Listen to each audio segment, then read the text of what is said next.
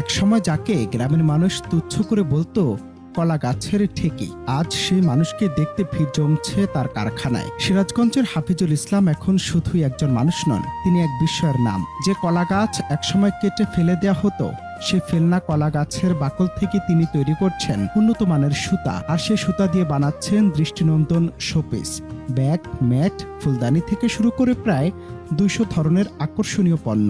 অবহেলা, ব্যঙ্গ আর দারিদ্র্যকে পেছনে ফেলে আজ তিনি হয়ে উঠেছেন হাজারো মানুষের অনুপ্রেরণা।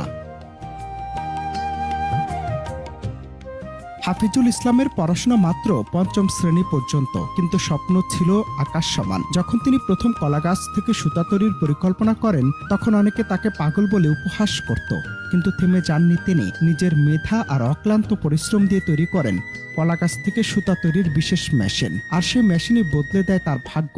বর্তমানে সিরাজগঞ্জ ও গাজীপুরের কোনাবাড়িতে বড় পরিসরে চলছে তার 2টি প্রজেক্ট, যেখানে কলা গাছের ফেলনা অংশ থেকে উৎপাদন হচ্ছে পরিবেশ বান্ধব সুতা, যা এখন তৈরি করছে নতুন এক সম্ভাবনার গল্প।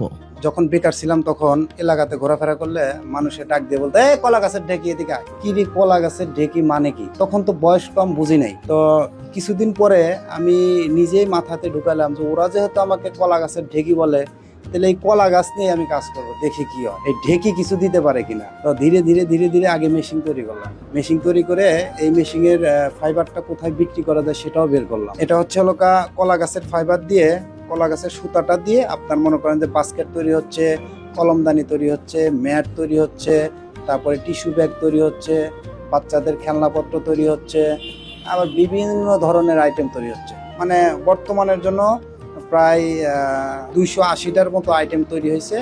সবচেয়ে অবাক করার বিষয় হলো, হাফিজুলের এই উদ্যোগ শুধু তার নিজের জীবন বদলায়নি, বদলে দিয়েছে হাজারো পরিবারের ভাগ্য।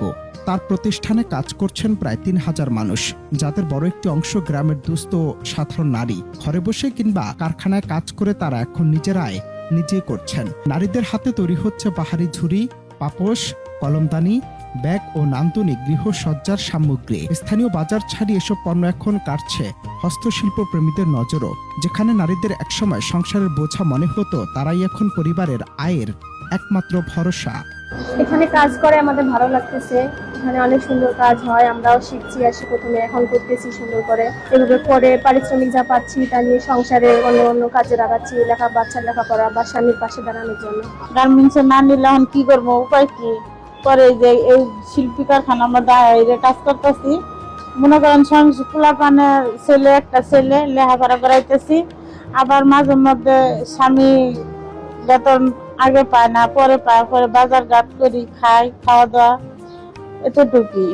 মেনি ব্যাগ, মেসাল পাড়ের পাপোশ, এনে ব্যাগ তৈরি হইতেছে। আমরা ঘরে বসে থাকি, কি করবো, আয় কাম নাই, কোনো জোনারা দিয়ে পাইবার পাই না, পারলি বেড়াম এসে মরে যায়, সোজা কথা।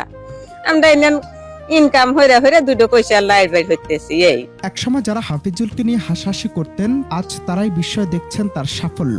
ফেলনা জিনিসকে সম্পদের রূপ দিয়ে হাফিজুল ইসলাম দেখিয়ে দিয়েছেন, সফল হতে বড় কোনো ডিগ্রি নয়, দরকার বড় সাহস আর ভিন্নভাবে ভাবার ক্ষমতা। সিরাজগঞ্জ কোনাপাড়ির এই ব্যতিক্রমী উদ্যোগ এখন স্থানীয় অর্থনীতির নতুন সম্ভাবনার প্রতীক।